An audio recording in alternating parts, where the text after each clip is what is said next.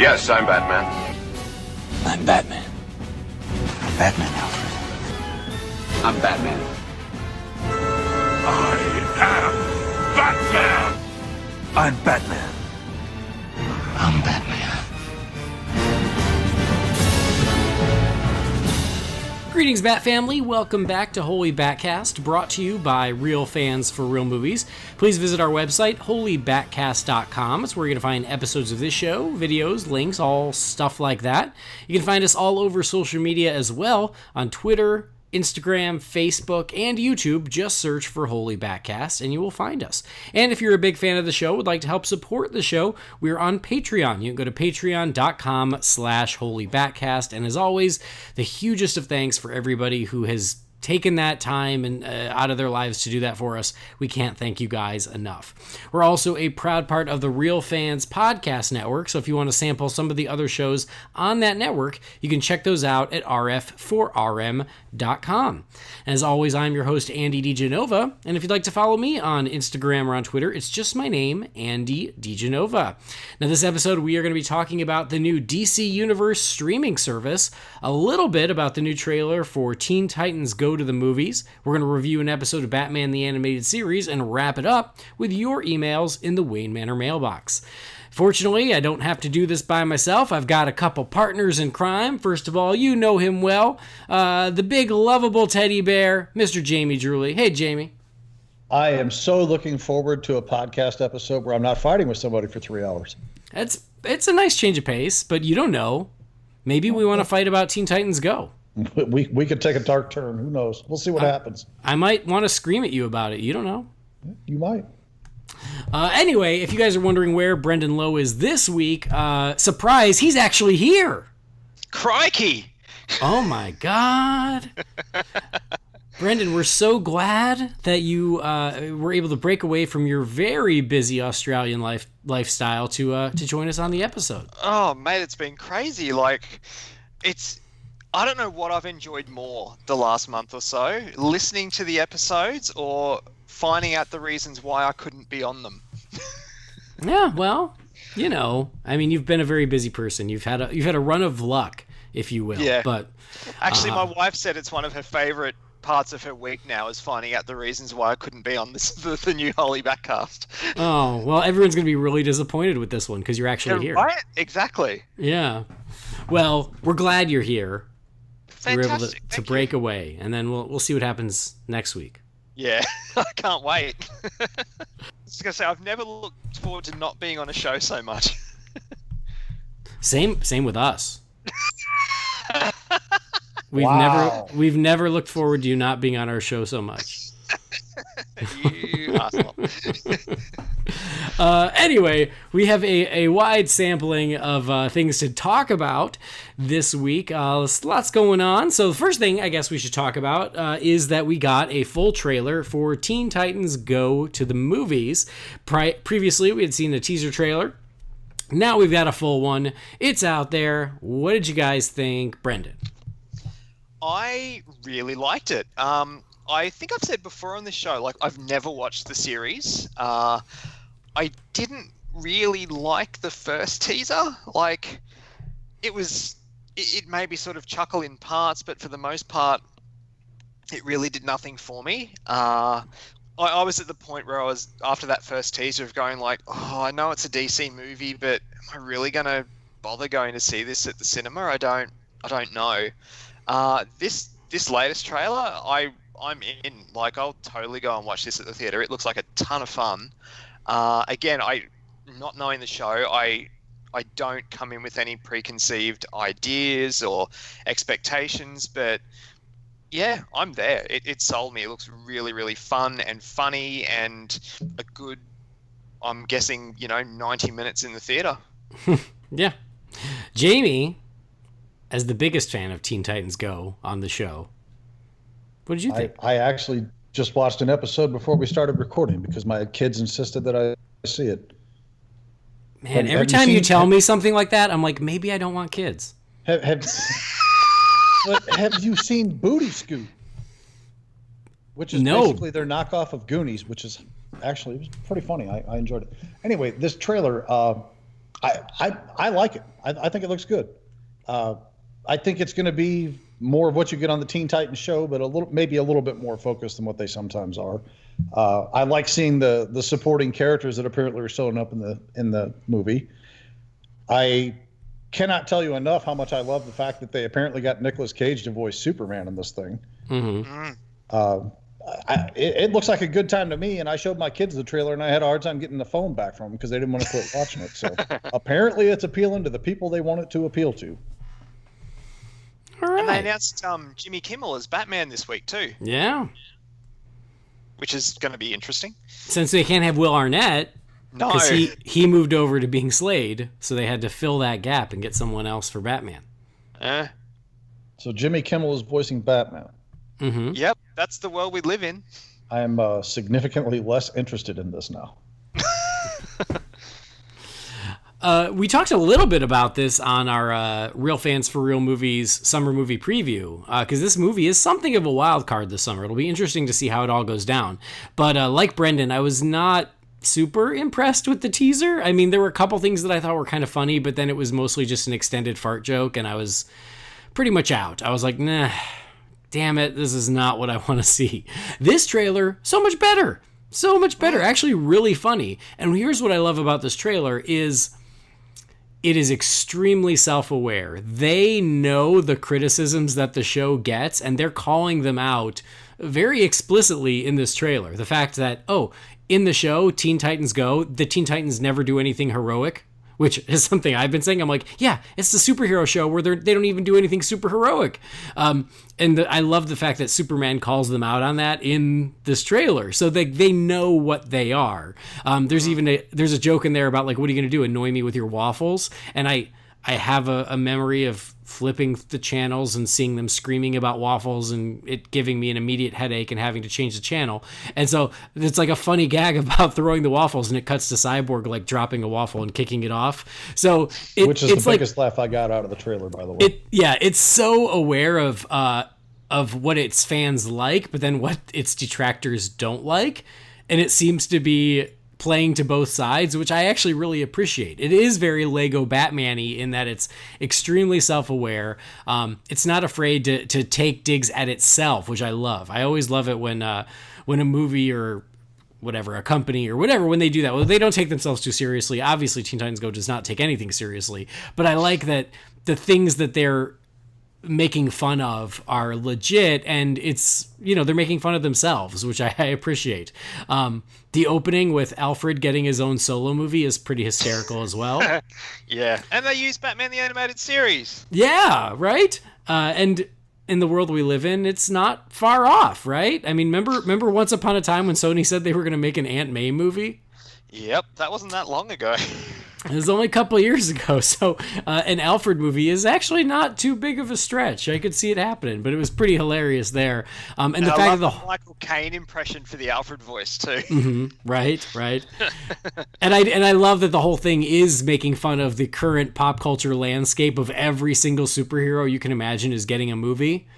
And so this is their quest to get a movie. It's actually pretty funny. So I really like the trailer. I was really impressed, I guess. It seems a little strong, but I was pleasantly surprised with the trailer. It did actually make me laugh, especially because of how much it was willing to make fun of itself. I dug the hell out of it. The vibe that I got from this, and I don't know if anybody else felt this way too, but for me, the vibe that I really got from it is this is like Jay and Silent Bob Strike Back for kids. Yeah, I could see that. Actually, that's a good point, yeah. Which is fine with me because I love that movie, silly as it may be. Yeah. Well, and I've heard people say that, like, it's DC animated Deadpool, and I thought that was pretty funny. Like, I like the gag with Deadpool in the trailer, because it's I like the ones that are equal opportunity offenders. They're making fun of DC, they're making fun of Deadpool, like they're making fun of everything, and then it's hard to get mad. Like the Deadpool trailer, some people got up in arms about the DC joke. I thought it was funny. It's Deadpool. I thought it was funny. Yeah, like, come on, guys, relax. It's funny. But same thing here. I like that they're, everybody's a target, and it's pretty hysterical. So I liked it. Did you like the posters that got released as well this week? Oh, With yeah. like all the Justice League members, like that was cool as well, I thought.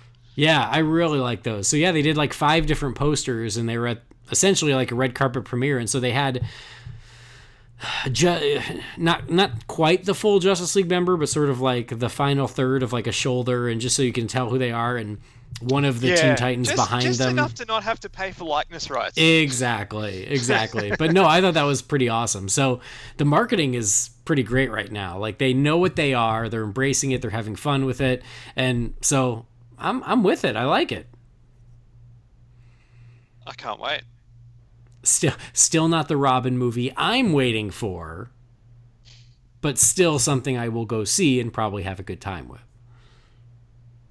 You just kind of accept what it is. Yeah. You can come over and watch it with me and my kids. It'll be a riot. Well, we'll see. We'll see how it goes.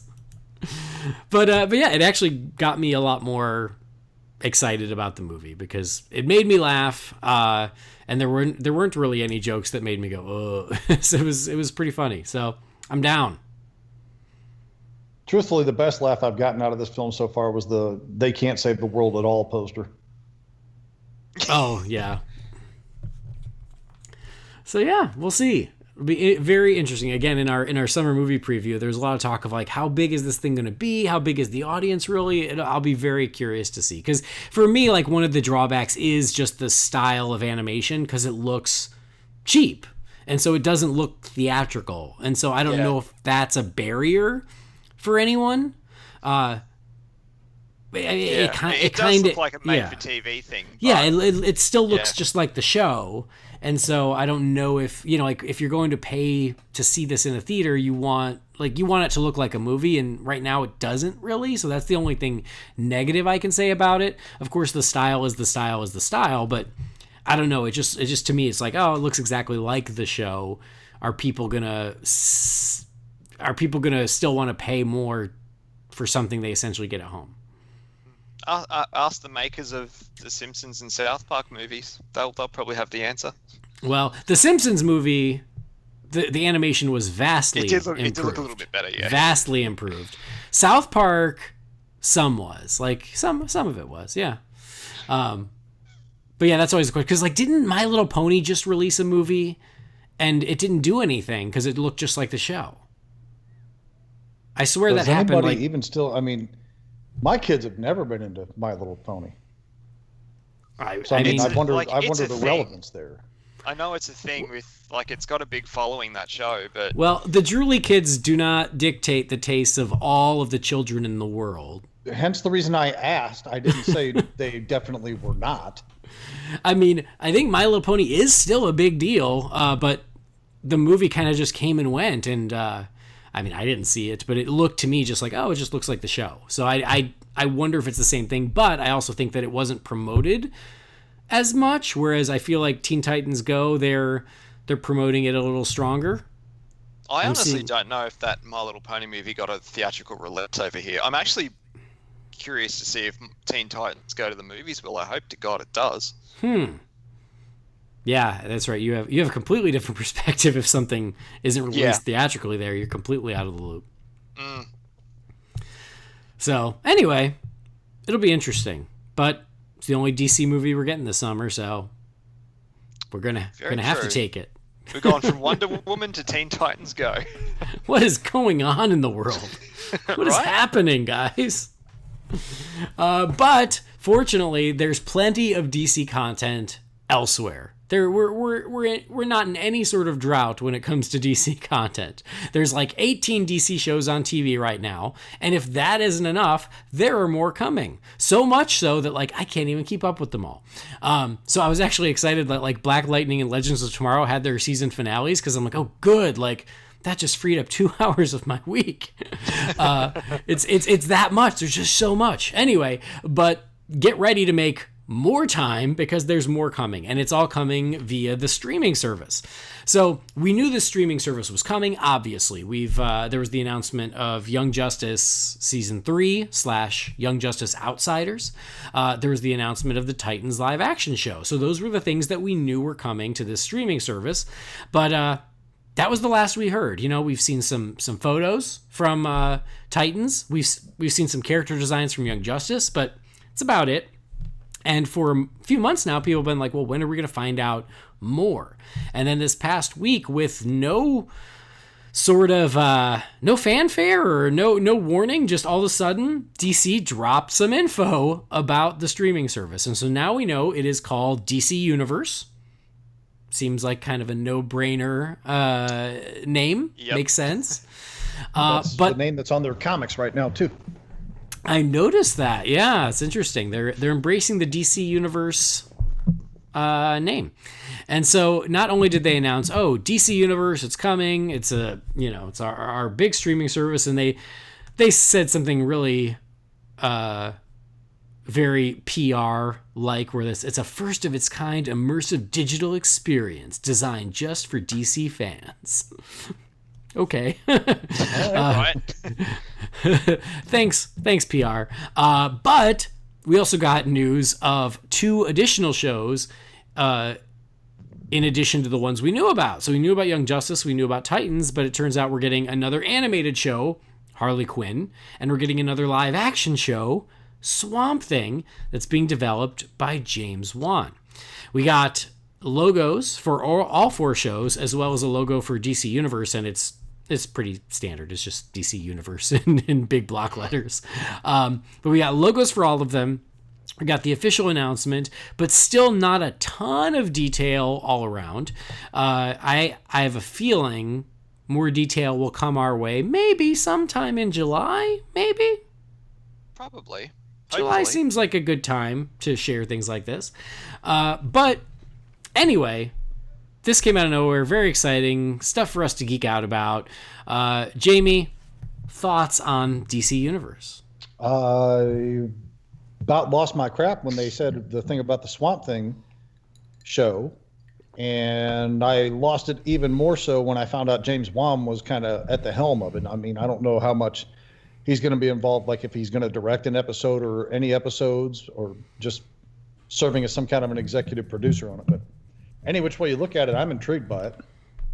I think there's a lot of good things you can do with that show.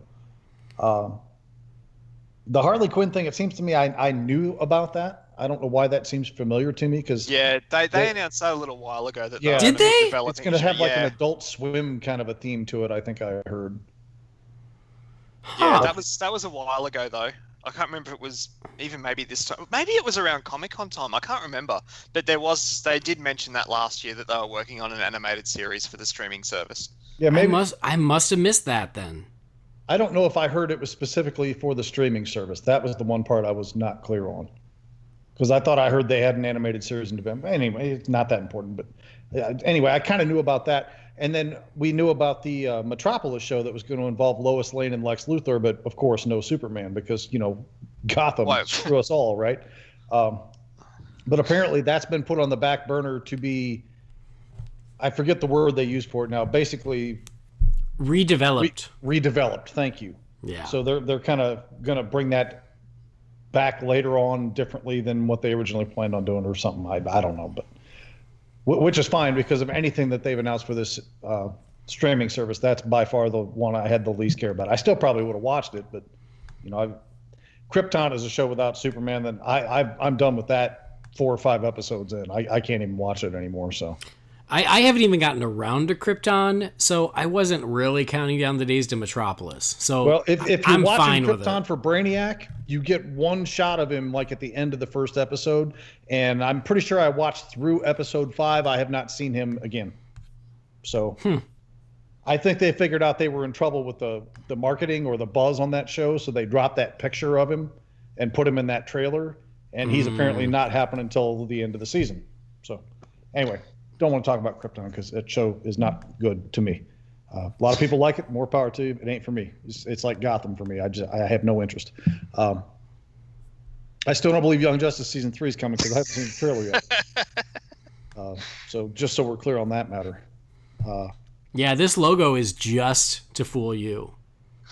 The character designs, they actually told me, like, when I tweeted them, I was like, this looks great. And they're like, don't get excited. It isn't real. We made these up for Jamie Drewley. I've waited so long for them to turn Meg into a movie that even though I've seen the trailer, I'm still not entirely convinced the movie's real or happening.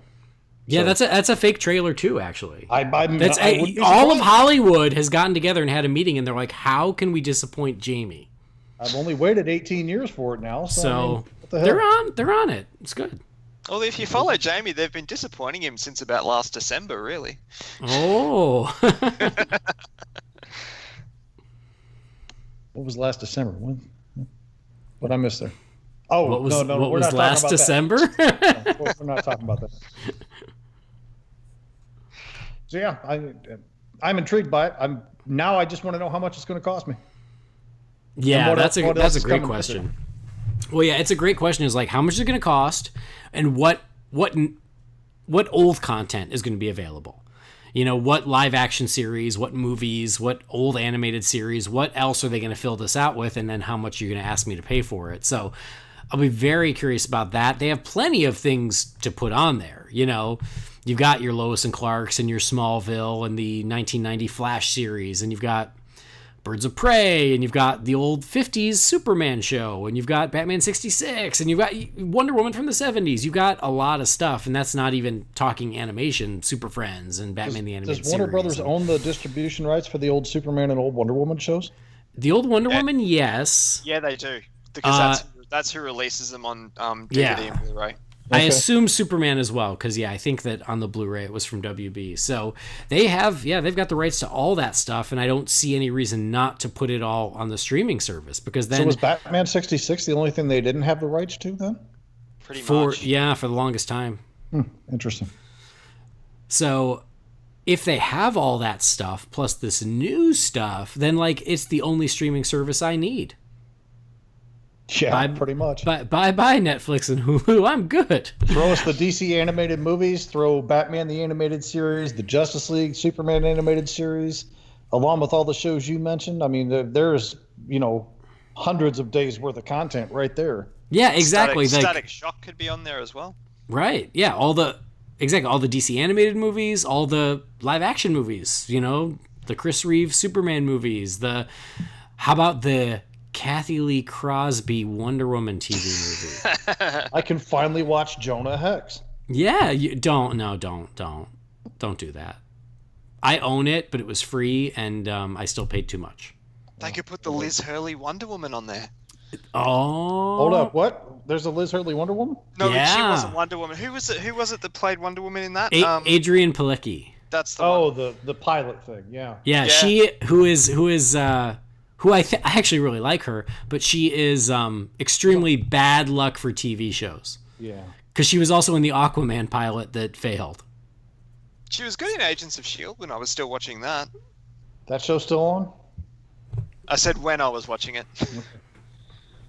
But yeah, she was Wonder Woman, and then she was the villain in the Aquaman pilot. So two failed DC pilots with Adrienne Palicki. But yeah, put it on there. What the hell? I'll watch it. There's plenty of stuff they can fill it out with, and so I'll be very interested to see how much of it and why not all of it. If you're gonna ask me to pay a subscription, put it all on there. Anyway, Brendan, what about you? How you feeling about this, and especially the new info that we've gotten? So the new info, I will say, I'm excited. The only one that was news to me was the Swamp Thing show. And I saw the logos and everything first, and I just assumed it was an animated series. But when the news broke a little bit later that it was live action and James Wan was attached, I was like, man, that's not going to be a cheap show to produce. And B, I'll watch the shit out of it. Yeah, and I mean, look, honestly, I don't know if like that much about Swamp Thing. The most I know about the character is from his appearances and stuff in the animated movies and in the your Justice League TV series and stuff like that. What I've seen, I really, really enjoy. I've never read a Swamp Thing comic. I've never seen the original movies. I don't think that really matters. Well, hopefully they'll be on the streaming service and you can watch them. Yeah, exactly. The first Swamp Thing movie is actually pretty good. It's directed by Wes Craven, which probably doesn't mean anything to you since you don't watch horror movies. But no, I know who Wes Craven. Man, I was all about Scream in the 90s. Don't you worry. I think they're both pretty good. I have not seen the second one in so long I could not say, but I don't remember being fond of it. It's totally cheese, but it knows it is. Like, the first movie wasn't quite self-aware of its cheesiness, and the second one was like, nah, let's just own it. But I think Swamp Thing himself looked better in the second movie than the first. Okay. Well, hopefully they'll be on the streaming service, and then Brendan can watch them. Well, we'll see. See, that brings me to my next point.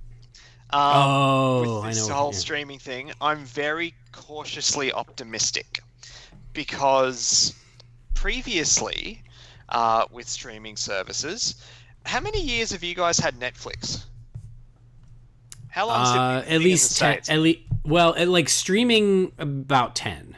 Prior to that, with the discs was even lots of years before that. It was the early 2000s, I think, when Netflix came about. So, cut to Australia, where Netflix got released here the day that season 1 of Daredevil came out. We didn't get Netflix till 2015. Wow. Yep. Ouch. We don't have Hulu.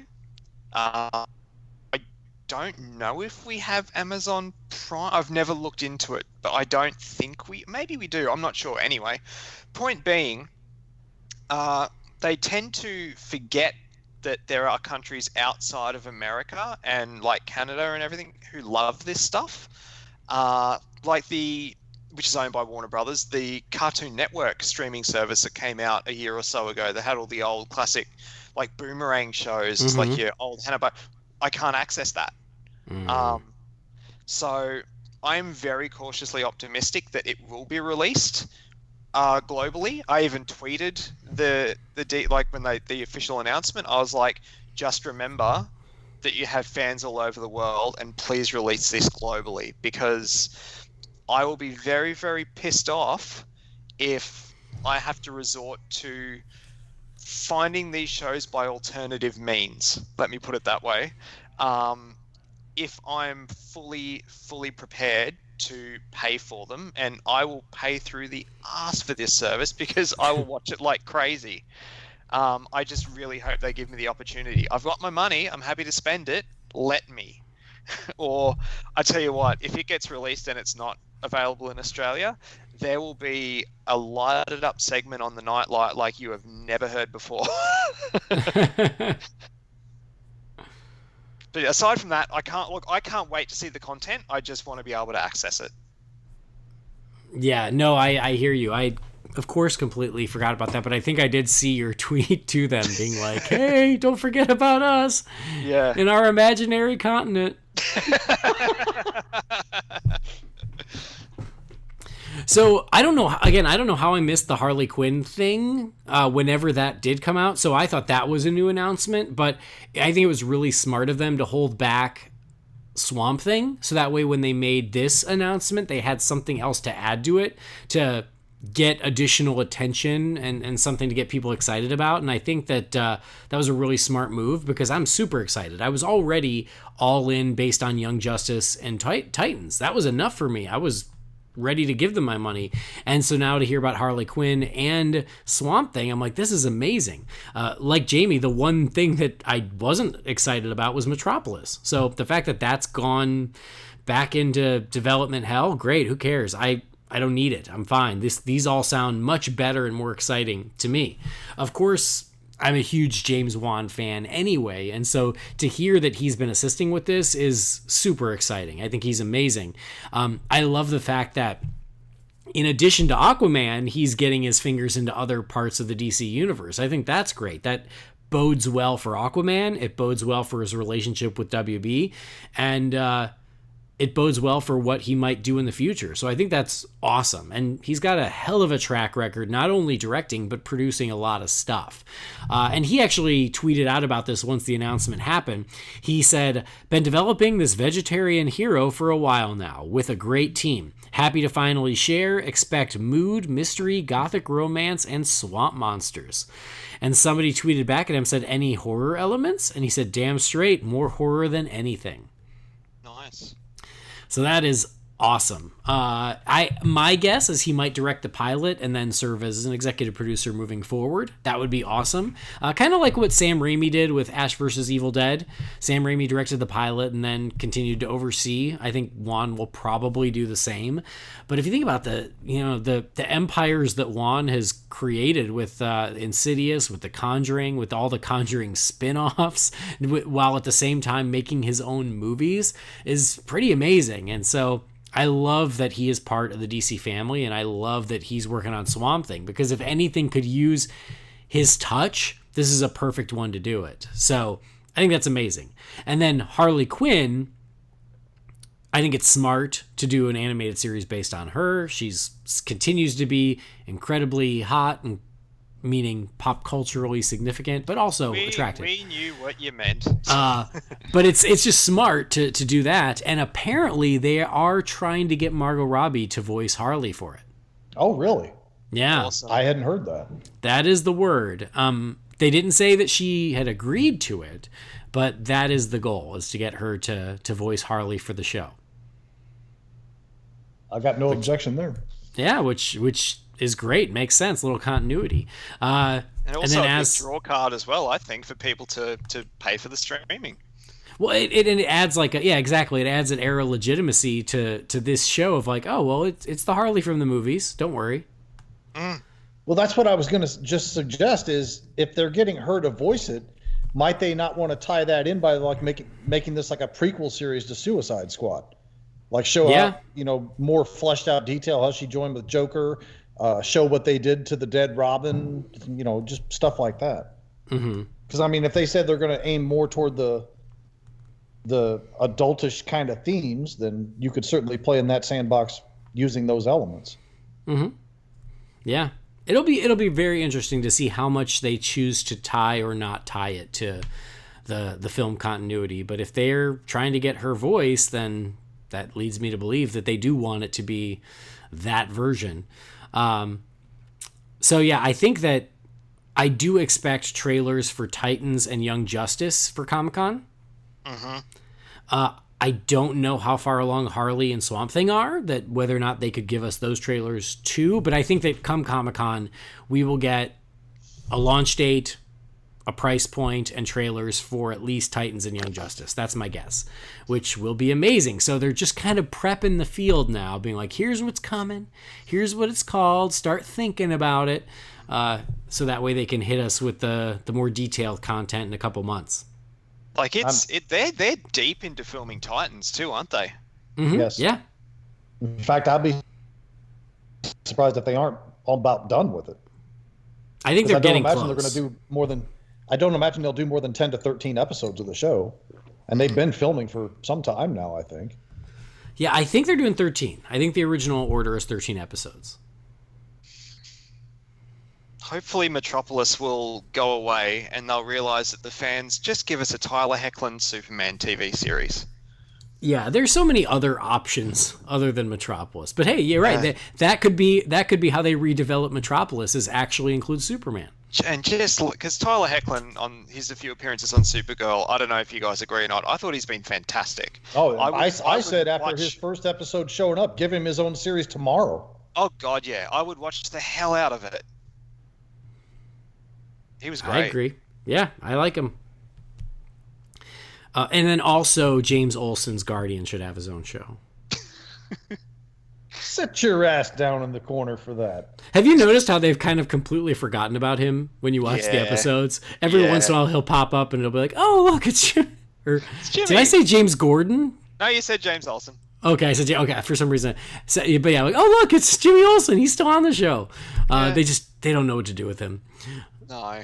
And that was their big attempt to make him useful, was make him the Guardian, and even that hasn't really stuck. No. Still loving the show though. Oh no, absolutely. I don't really miss it. It's been great since they returned from their hiatus. Yep. I agree. So yeah, the streaming service, I can't wait. I will be curious to how much they're going to charge us. I feel like the over-under is around $9.99 a month. I feel like there's no way in hell they're going to want to be above Netflix's price point, which I don't even know what that is at this point. Is it like $18? No, $10.99. What? Netflix is $10.99. Netflix. Maybe it costs more to beam it into Indiana. Maybe. Corn does cause interference. Yeah. So no, I'm pretty sure I pay $10.99 a month for Netflix, and I think it's $13.99 for Hulu. I don't have Hulu anymore, so I don't know. But yeah, I mean that's. Oh, sorry, I was gonna say I can't remember what it is here, but I know it. I don't know what it's like over there, but it varies in price points depending on how many services you want. You can. Oh no, that might be Stan. There's one where it goes up in price the more devices that you want to stream it on. I know that, but I think Netflix over here might be like $12 or $13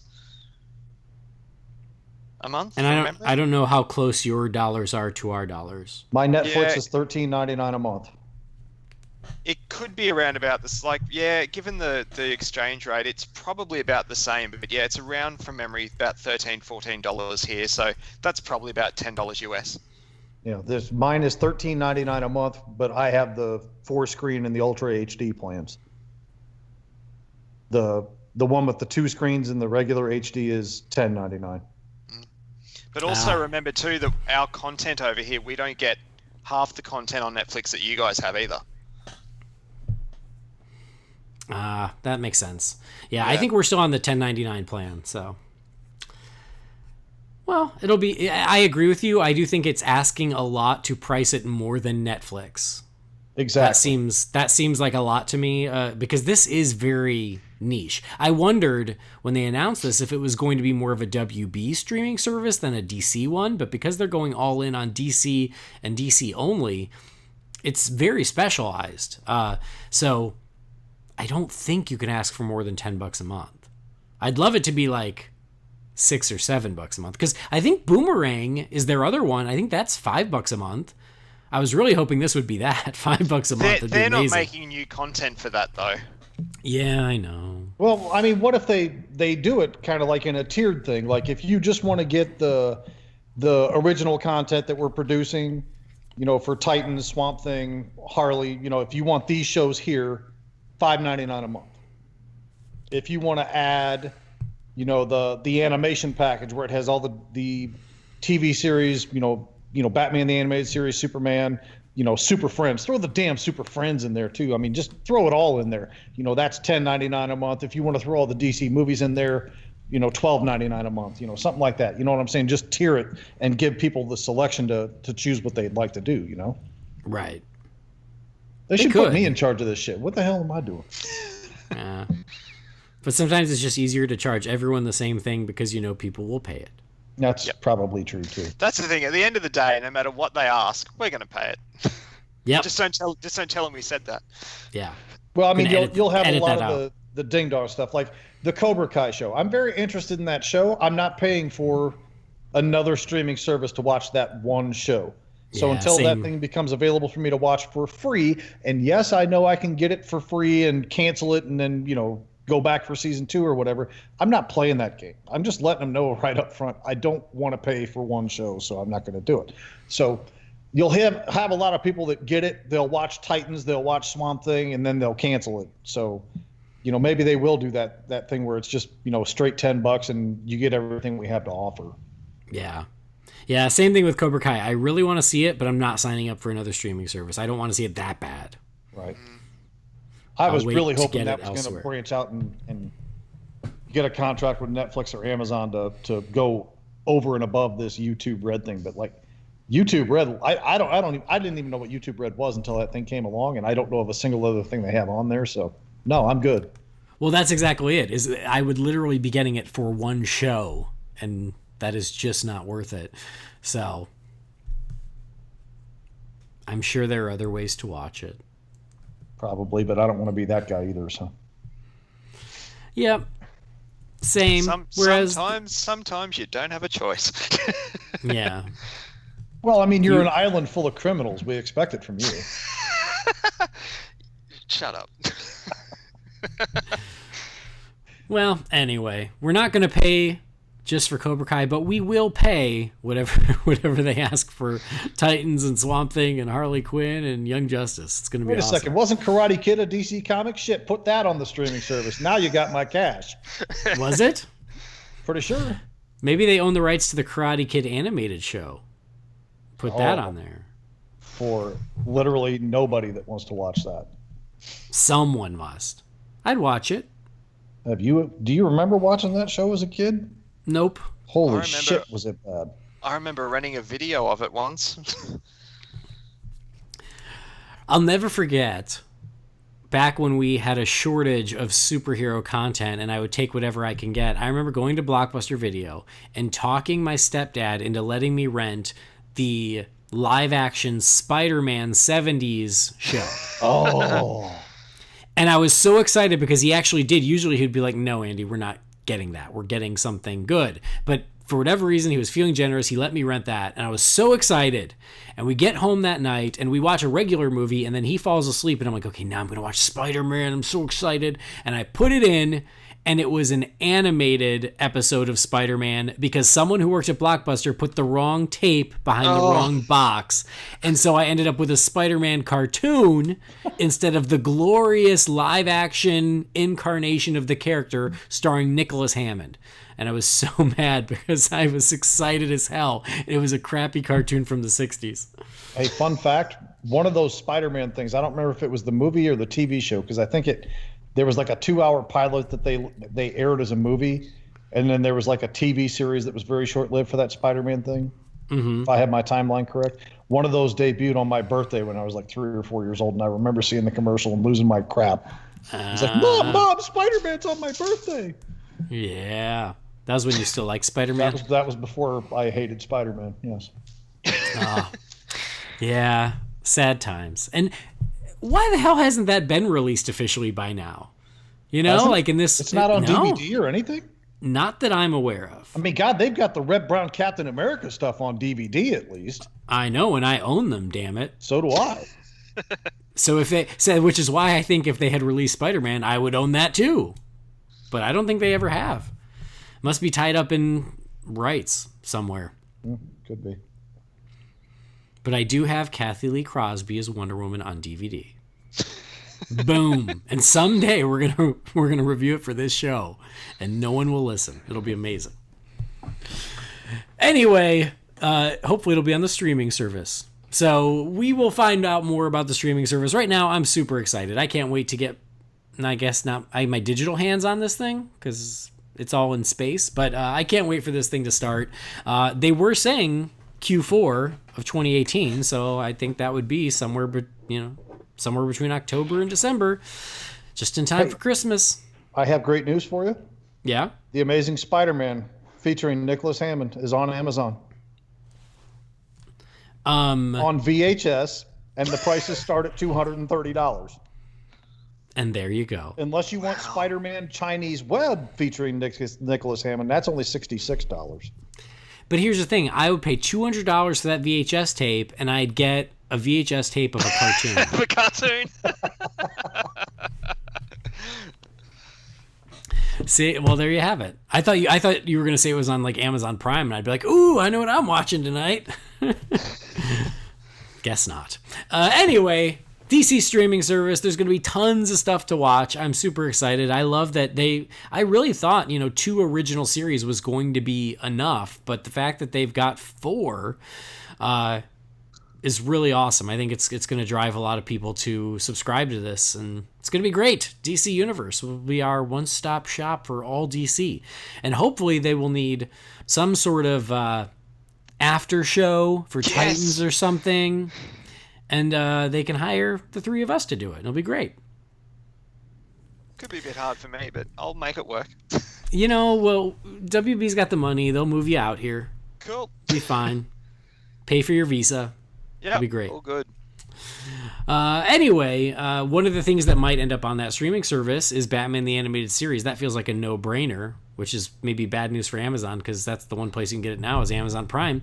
But we've reviewed a couple of those episodes in the past few weeks, and you guys have liked it, and we've gotten emails being like, hey, why don't you guys do this anymore? And we're like, oh yeah, we should do that again. So because you asked for it, we are going to jump back into episode reviews of Batman the Animated Series. And so without further ado, the next one up, we're just going to do one for this episode. One better than none. So the next one up, as far as I can tell, because I really lost track, is Harley's Holiday. So why don't we take a look at Harley Quinn's Day Off with this new episode review from Batman the Animated Series.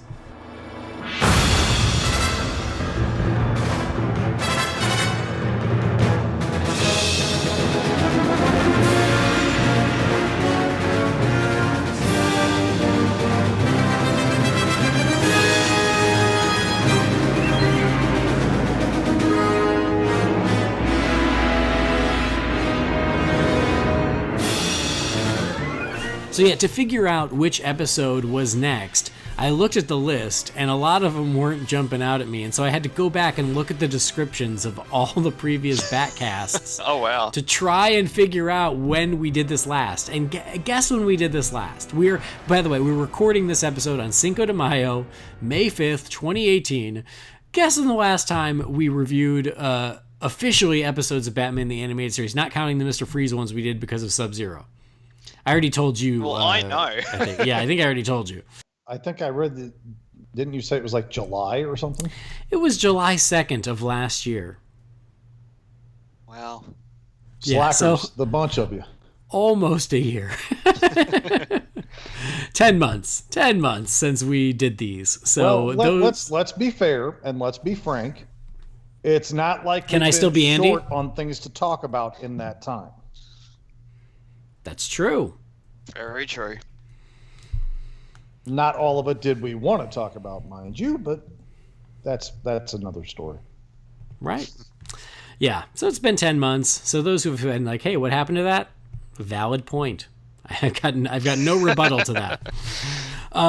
But we're getting back to it in some way. And so, yeah, the next one up is Harley's Holiday. This is episode, 81? Of Batman the Animated Series. This one came out on October 15th of 1994, written by Paul Dini. And so this one is where Harley Quinn is deemed sane by Arkham Asylum, and she's set free, and she's going to turn over a new leaf and have a whole new life for herself. And the first thing she wants to do is go shopping, and things go badly, and she inadvertently steals something and then freaks out and then kidnaps Veronica Vreeland, which leads to this huge manhunt for Harley Quinn between Batman and Robin and Commissioner Gordon and Veronica Vreeland's cartoonish military father. And they all are chasing Harley, and Harley was really just trying to do right. And she and Veronica kind of bond through this. And eventually she's taken back by Batman and Robin, back to Arkham, and Veronica doesn't press charges, so it seems like even though Harley had a bad day, she's only going to go back into Arkham for a little while, and then she's going to be able to try again. So, Harley's Holiday. Brendan, what did you think? If my memory serves, when we did the big top 10 Batman the Animated Series episode countdown last September, I think it was, this was in my top 10. And for good reason. Like it's a great episode.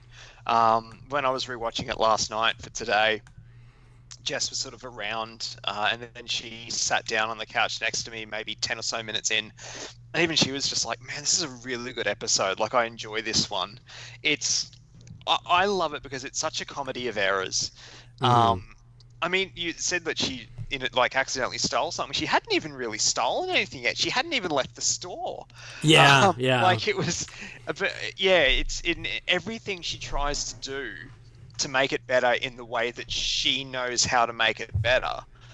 It just everything escalates it, and it just gets to the point of being, it starts off with a girl wanting to go shopping, ends with, a fight among the neon rooftops of Gotham City with a general in a tank, a crime boss, Harvey Bullock, Batman and Robin. Like it's just everything escalates, and it's so funny the way it all plays out. I love the one-liners in it. you know, obviously the big one is, you know, watch out, I'm armed.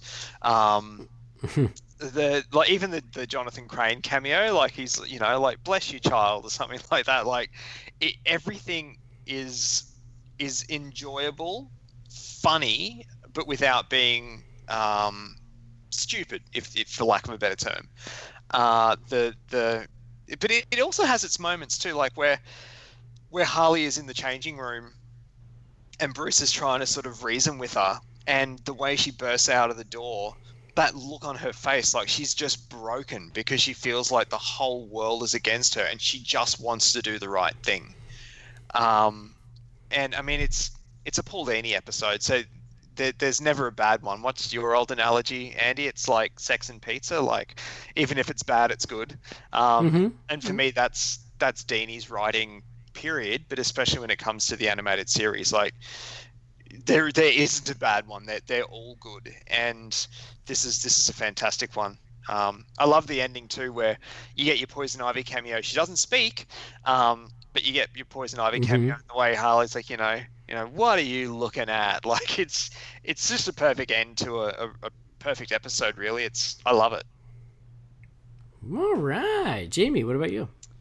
I had a good time with it. I've seen bits and pieces of this episode over the last couple of years because it's one that my daughters have watched quite a bit. I never actually sat down and watched it beginning to end in recent memory anyway. But I got a couple legit laughs out of this one. My favorite thing was when she pulls out the piece of paper from Arkham Asylum that's stamped sane. Sane. I laughed so hard at that. I think I missed about 10 seconds of what happened after it. I was laughing so hard at it. But just a good time episode. I wish I could have loved it just a little bit more than I did, but the involvement of Veronica Vreeland's father and the tank really took me out of this. I know that's being, probably overly critical of an animated show with. No, dude, I'm exactly the same way. I love this episode except for that. It's just so ridiculous. Everything else I love, but I'm like, that's just one step too far and isn't even needed for the episode. Take him completely out of this episode, and I think you have the same episode, but better. Yeah, I completely agree. Oh, see, I like it. It's just silly. It's silly. I don't know. Like, see, to I me, know that's we're kind of watching- classic Dini. We're watching a superhero cartoon. I completely get that. My suspension of disbelief is in full-blown effect, except for when a guy who's desperate to save his daughter from what he perceives to be a psychopathic super criminal, and he's shooting tank shells at them as they're driving together down the street.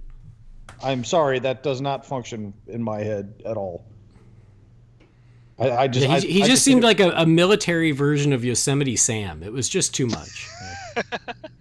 And the dog's crashing through the wall to get a hold of what's his name? Starts with a B. I can't think. The gangster. Oh God, what was his name? Boxy. Boxy. Boxy Bennett. And I think that's I can never remember his name. Talk amongst yourselves. Well, anyway, she calls for the dog. He voices someone in Mask of the Phantasm too at the start. She calls for the hyenas, and she's like, babies, and I thought, oh yeah, this will be great. And then they crash through a wall to get him. I'm like, all right, I'll let it slide, but it just for some reason didn't sit well with me. Like they couldn't have turned a corner and chased him down or something instead of crashed through a wall. But I don't know. I'm being overly critical. I dug the episode. I really did. For whatever reason, I always get a kick out of them animating her as Harleen Quinzel instead of, when the animator is Harley, it's fine, but it's like there's something different about how they do her eyes when she's Harleen, and it works. She's somehow. Adorable. Mm-hmm. Like she really is. It's just a cool aesthetic. I like the pale blue and all that stuff. Just good character moments for her here. I really liked them in and out of costume both. I love Veronica's line too, where she's with Bruce and she's like, "Who dresses you, Alfred?" And he's just like, "Well," and it goes bright red. Oh, and fish nunchucks also had me rolling. Yes, Robin using the fish. I said to Jess, I was like, "How strong are those fish? Like they just fly apart." So strong.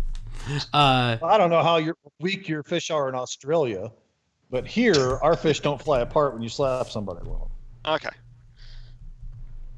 but they're slapping someone and like swinging it round and around and around, so it's just a massive blur. But yeah, Robin is just that good. That voice actor you just said, he voices is it Chucky Soul? Yeah, it's Dick Miller. Dick Miller, who's in every Joe Dante movie, and I can never remember his name.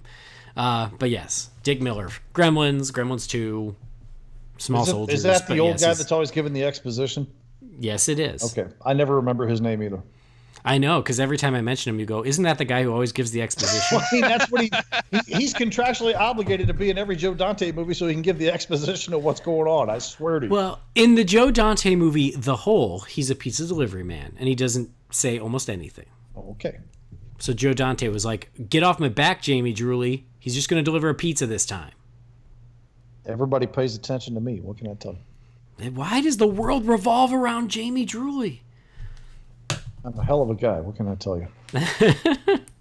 I love this episode. I have the same issue with the dad, though. It's unnecessary. It doesn't really add anything, and it's so goofy that it's just a little bit too much. Everything else is great. I love the idea of Harley going straight and then, even with her best intentions, screwing it all up and watching things just go bad.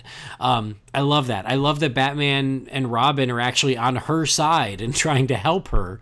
And this is the only time I've ever given a crap about Veronica Vreeland. Like, that's just a random character. And even as I was watching, I'm like, is that Veronica Vreeland? I knew the name for whatever reason, but she's one that would just kind of pop up here and there. And I feel like this is the most she's given to work with. But to watch her and Harley bond, like, from getting kidnapped, was actually pretty awesome. I think the animation is great, especially when she and Harley are driving in the car. There's something about the animation of the way the hair's blowing in the wind and just the way their faces are working. I feel like the animation's really strong here. And then I love the whole climax, essentially at the Times Square of Gotham with all the neon everywhere and how all that comes into play. They had a lot of fun with that. It's a great episode. It's just, like one ingredient too much, but I have no issue with fish nunchucks. So what are you going to do? But yeah, I love the whole time that Batman's giving her the benefit of the doubt, which is not always the case when Batman sees some of his rogues gallery trying to go legit. Because the last few that we talked about were Riddler's Reform, which is essentially the same thing, was Riddler getting out and trying to be legit. And then there was another one about Harvey trying to do the same. And so maybe I think it helps too that Bruce was there to see what caused her to go over the edge too. And it was just a massive misunderstanding. Although it wasn't the best judgment to bring in 2 hyenas into a department store. No. So even if they were emotional support hyenas, still not the best place. That's good to know, though. It is good. And where was she boarding them so that way they were available when she got out of Arkham? Good question. Now we're finding plot holes here. Is there some sort of hyena storage in Gotham that she drops them off every time she gets arrested? Listen to me. When you came rolling up in front of this place, did you see a sign out front that said hyena storage? Yes. Crickets? Really? Nobody got that? All right, fine. Forget it. I got it. All right. I got it. I didn't. Good job. It's Pulp Fiction. Oh, okay. Gotcha. Haven't seen that in a very long time. I also love the way it ends. I think the way it ends is awesome. Yes. I mean, they got to bring her back to Arkham, but I like that Veronica kept her word and she dropped all charges. But I love when Harley... Well, first of all, I love when Batman gives her back the dress. Mm-hmm. And he said, I had a bad day once, too. It was awesome. Oh, that awesome was moment. fantastic. That was great. Love that. So good. And then Harley says something, nice guys like you. Something about him being, a nice guy, or, nice guys like you don't deserve bad days. Maybe that's what it was. And she gives him a little kiss, and she immediately, like, her eyes widen and she goes back and just lays one on him big time. It's hysterical. Like, it's just Robin a great and ending. Looking on, like Robin doing that awkward, like, neck rub and like. Yeah. It's great. Like just a hilarious and awesome ending to the episode. Love it. Another great character moment I think that Batman and Harley shared is when she was getting out of the asylum and Batman does the handshake with her and it's like, it basically lets her know, I'm glad you're straightened out. And then she tries to pull her hand away and he's got a grip on it and he's like, I don't even remember exactly what he said, but it's something to the effect of, don't screw up. Mm-hmm. Yeah. And it's just that minute where he's not saying anything and just staring at her as if to go like, I'm watching you. I'm glad you're getting out, but I'll be watching. And this is, the show's been on so long by the time this episode happens where they can have fun with the Scarecrow just being brought in at the front and seeing the other guys in Arkham, having Poison Ivy watch on. So like, I love when the world is so defined and so lived in that you can just do that stuff without making a big deal out of it. I thought that was awesome. Yeah. And I do love too that it would have been easy, particularly when she comes back, to like have a shot of the Joker or Joker say something to her, and the fact that Joker isn't mentioned, I don't even think he's mentioned, let alone seen. Like, no, his face is on the grenade, but I think that's it. That's right. Yeah, like that's the only Joker reference. It's all about Harley. Like, she's not, subservient to anyone. It's all about her. Well, and it's interesting that at this point she's only 2 years old, and she looks amazing for being 2 years old. Let me just say. Yeah. I didn't look that good at 2. What is this, a Michael Bay podcast? Holy crap, that's uncomfortable. So 2 years old, though, that she's already become such a strong standalone character that you can have an episode like this that is just about her. Mm-hmm. That's pretty awesome. That's a great point. I'm just trying to think. Was this after Harley and Ivy? I think it was after Harley and Ivy. Yeah. Yeah, this was. Yeah, another one of my favorites. It's a good one too. Yeah. Mentioning Veronica Vreeland in it, she's the one in the Worry Men episode, isn't she? That has the little yeah. So these are kind of like her two main episodes. Mm-hmm. Yeah. Yeah, it was random that she was the one they used. But again, somehow I remembered her name. I just think maybe it's just a cool name. But as I was watching it, I was like, oh, I actually like her. But she's kind of a forgotten character by this point. I would tell you all the reasons I love Veronica Vreeland, but I don't feel like getting a 14-tweet dissertation about how I'm wrong tomorrow. So don't add him. From all those Veronica Vreeland super fans. From all those people who think there's only one woman in Batman's life. I gotcha. I'm with you now.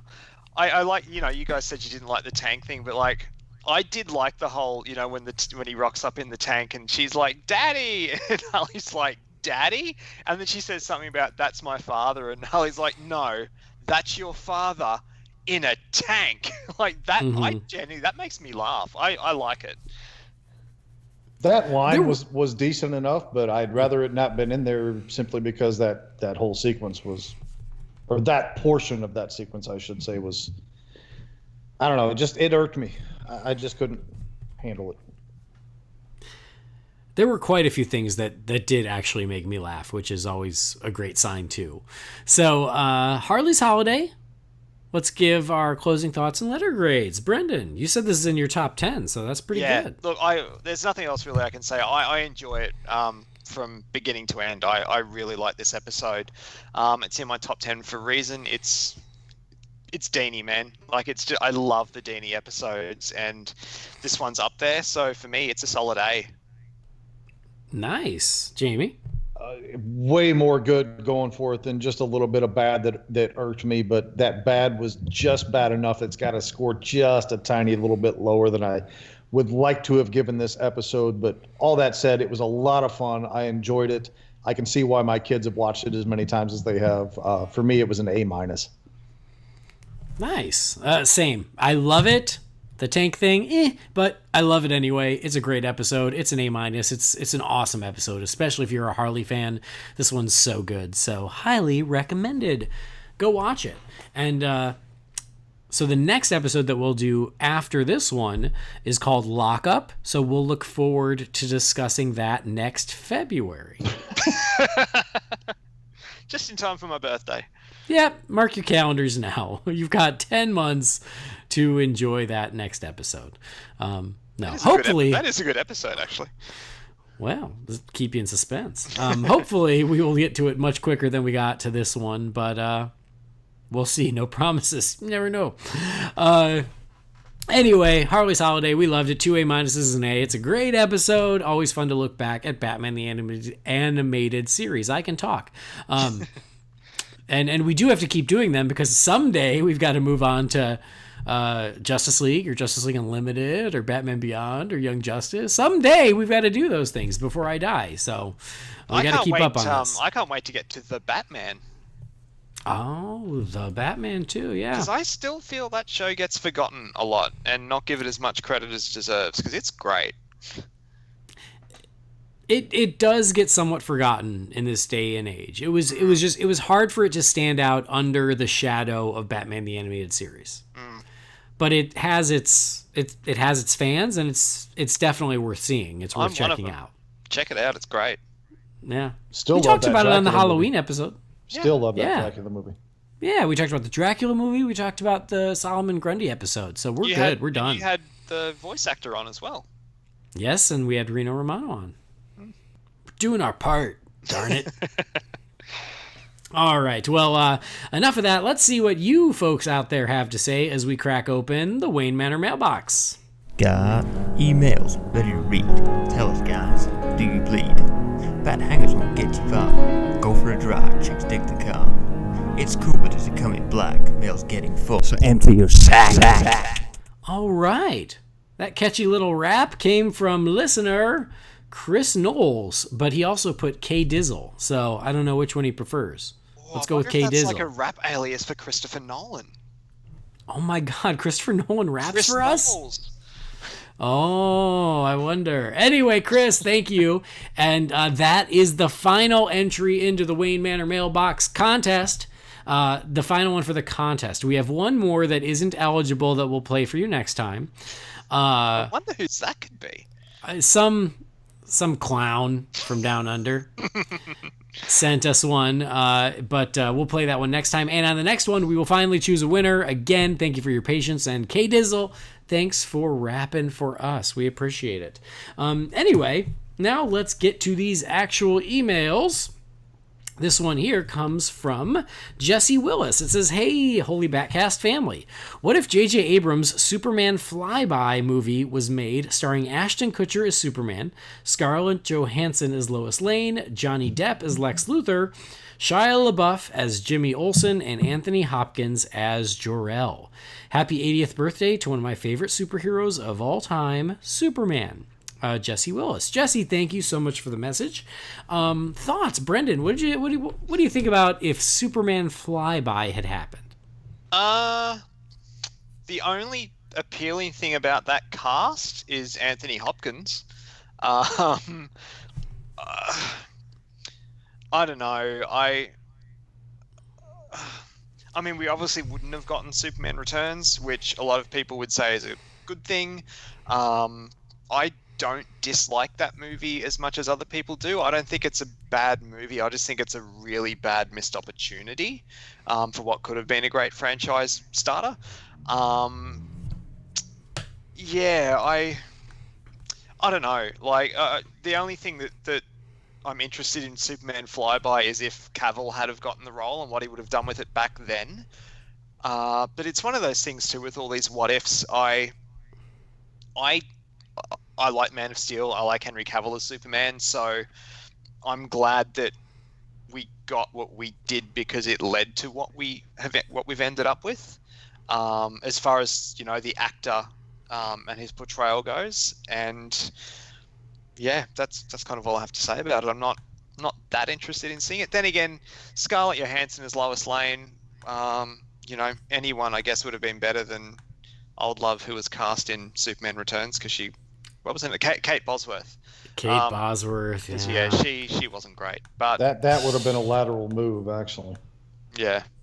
Yeah. Okay. Not for anyone but you, Jamie. I don't care what anybody thinks. You asked me, so I told you. We didn't ask you. You volunteered. All right, fine. I'll shut up. We haven't asked you yet. Right. It's not your turn. Jamie, what do you think? Okay, now Well, I'm glad Jamie, you thoughts? I don't know any of the details of the flyby script, what the intended story was going to be. I've never even read a synopsis to it. I would have no opposition to J.J. Abrams doing a Superman film, but no to that cast other than Hopkins. See, I actually like most of this cast with the exception of Ashton Kutcher.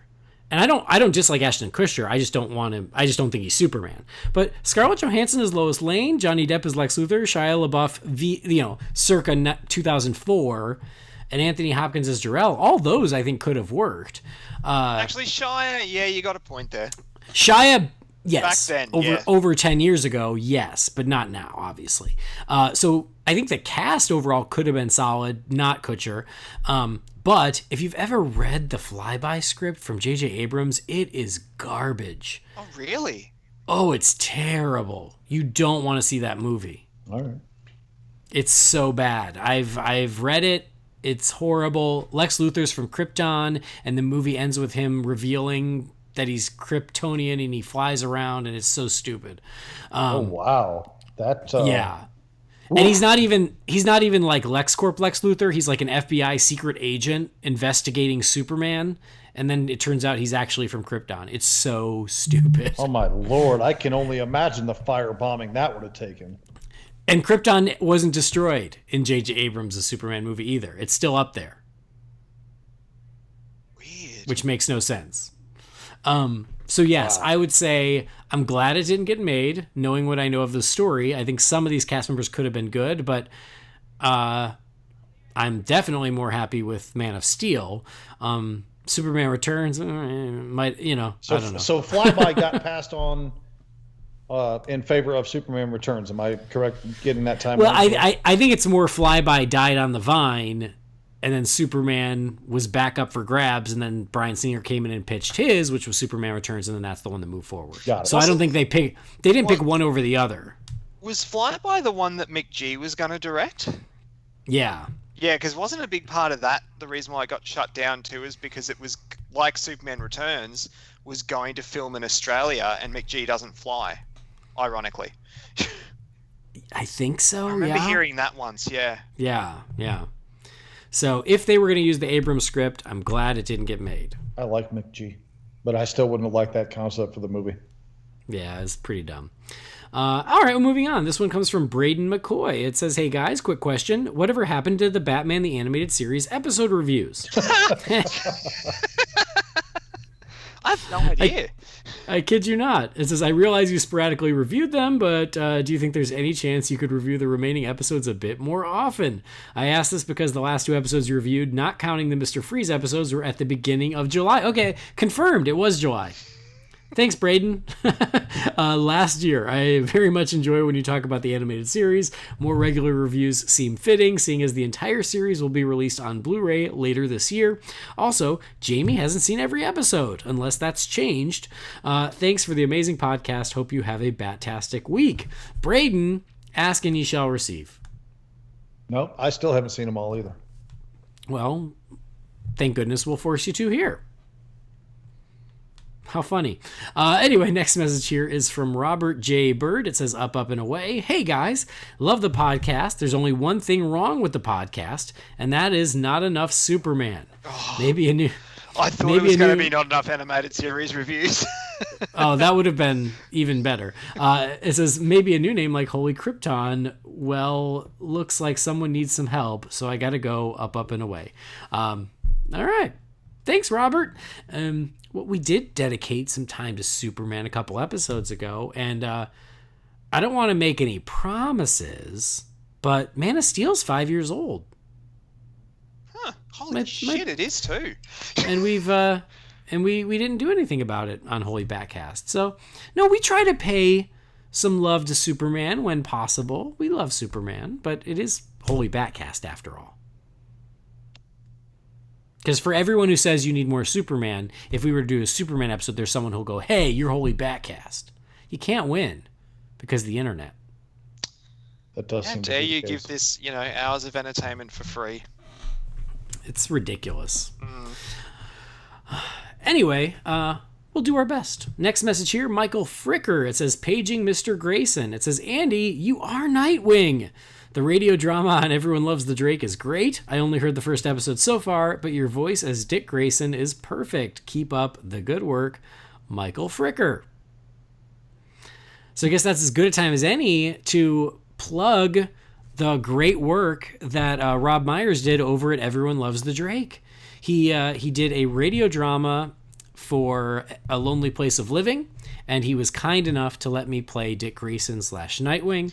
So if you've not checked that out, look up the podcast, Robin, Everyone Loves the Drake, and it is starting with episode, I think, 71. So check that out, not just so you can hear my voice, but because Rob put his blood, sweat, and tears into this, and he did a great job, and I want everybody to appreciate his hard work. So please go support our buddies over there. He did a lot of great work, and I want you guys to hear it.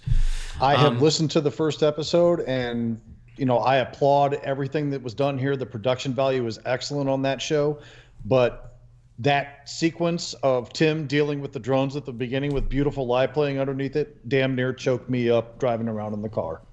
Mm-hmm.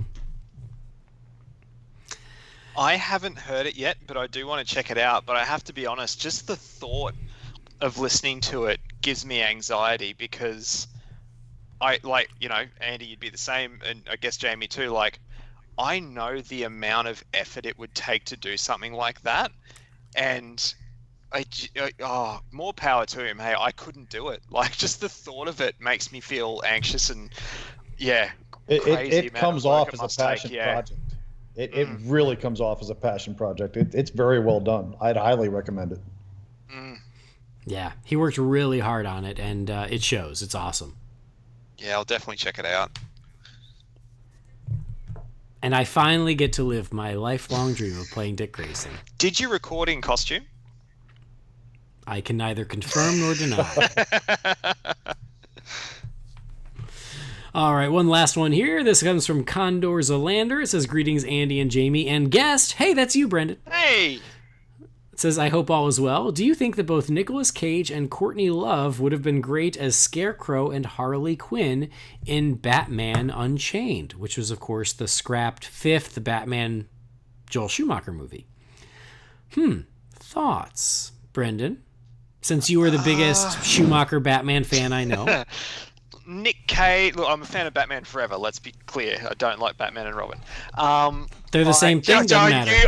Doesn't matter. Doesn't matter. We're stuck in a loop. No. Nick Cage would have been good. I still think I remember back in the day, the talk of Jeff Goldblum. That excites me more. Courtney Love. I don't know.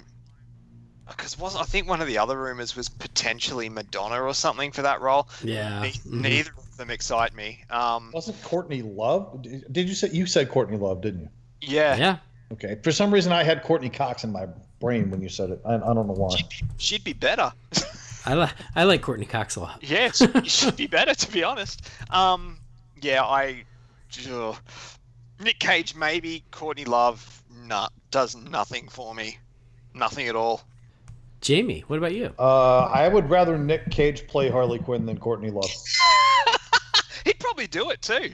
He'd probably do it better. Anyway, Cage's Scarecrow, I can see that working, man. He can play unhinged pretty well. But no to Courtney Love. It's called method acting. Probably. I dig Nick Cage. I know it's the cool thing to make fun of him for about the last decade or so, but I dig the guy. I do too. I mean, it's been a while since he's done something great, but I still kind of like him. He seems like a cool dude. It's been a while since he's done something released in theaters. Anyone who names their kid Kal-El is okay by me. Right on. I'm going to continue to say nice things about him in the hopes that he's going to give me his copy of Action Comics #1. Oh, I'm sure he will. Are you playing the long game? Yeah. It's good. I think especially if you think about the time frame, circa 1998-ish, Nick Cage would have been great as the Scarecrow. That was, I think it was 2 years after he won the Oscar for Leaving Las Vegas. Yeah, was that 96? I thought it was 96.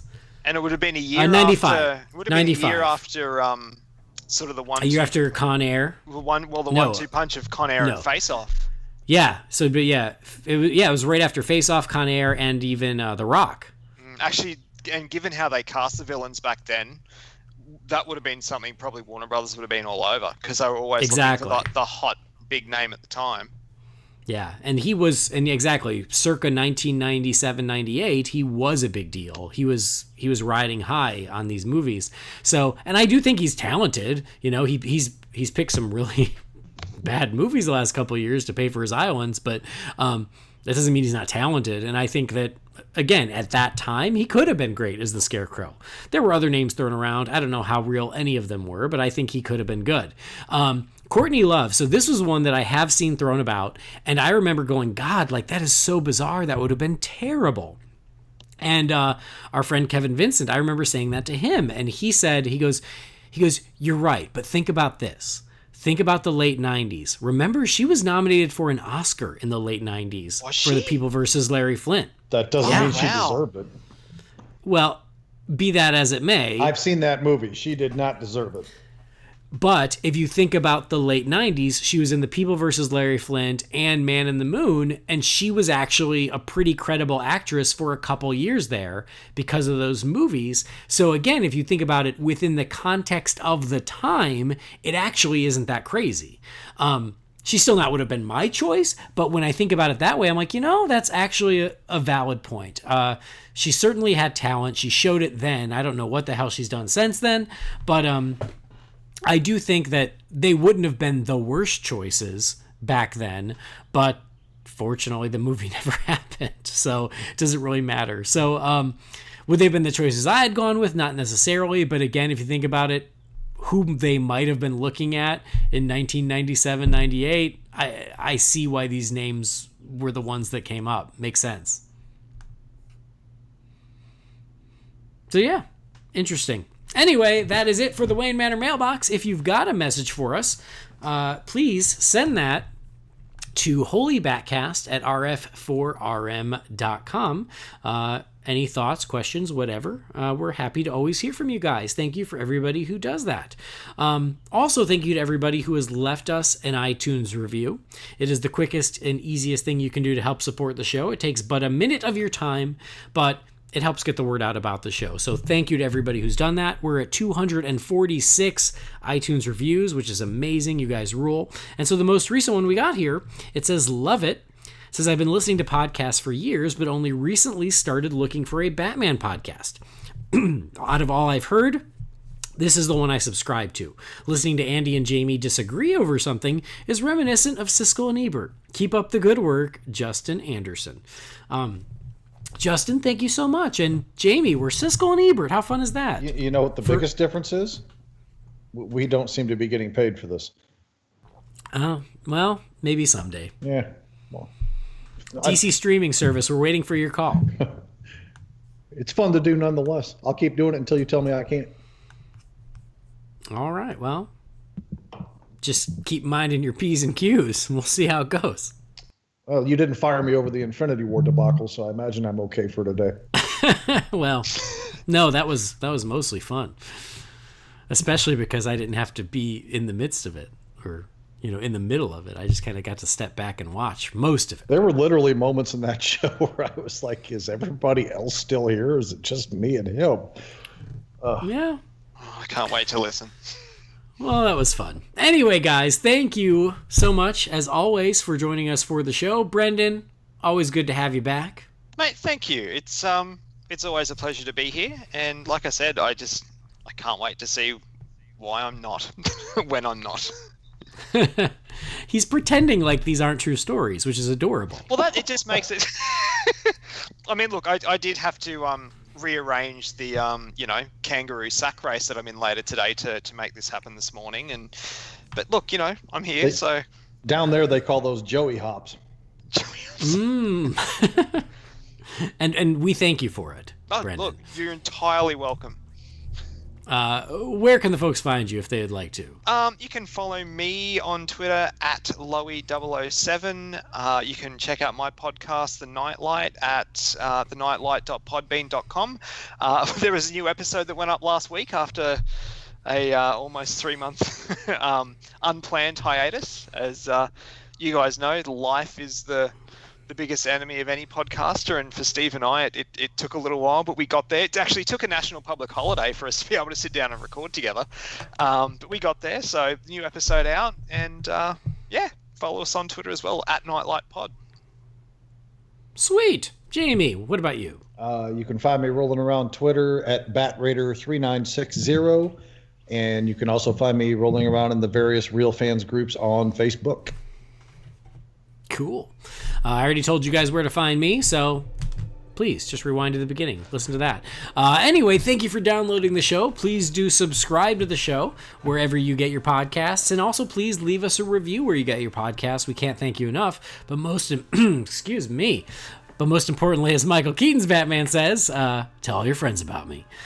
Visit us at holybatcast.com. Follow us on Facebook, Twitter, Instagram, and YouTube by searching for Holy BatCast. But that'll do it for this episode. Thanks for joining us. We'll see you next time. Same bat time, same bat channel.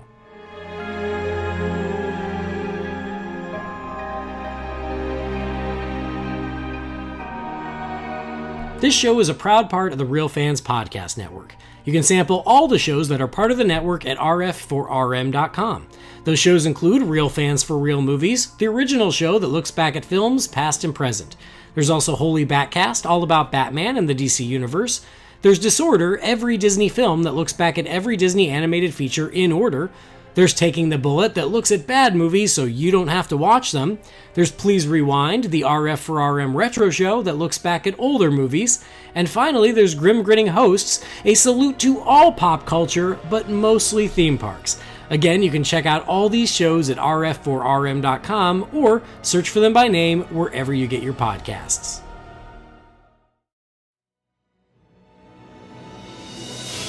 Holy BatCast is brought to you by Real Fans for Real Movies. Remember, the thoughts and opinions shared by the participants are theirs and theirs alone, and do not represent the companies or organizations they happen to work for.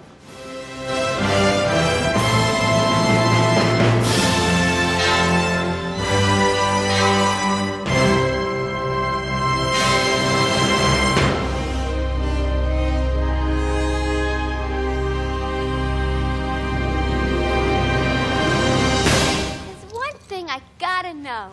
How'd you stay with me all day, risking your butt for someone who's never given you anything but trouble?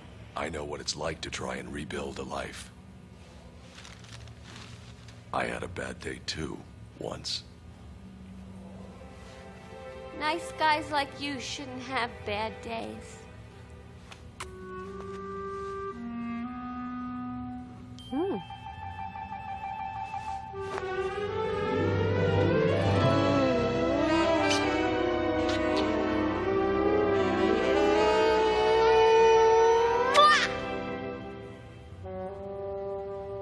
Call me.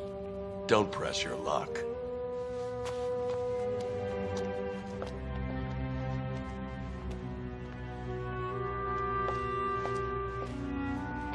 What are you looking at?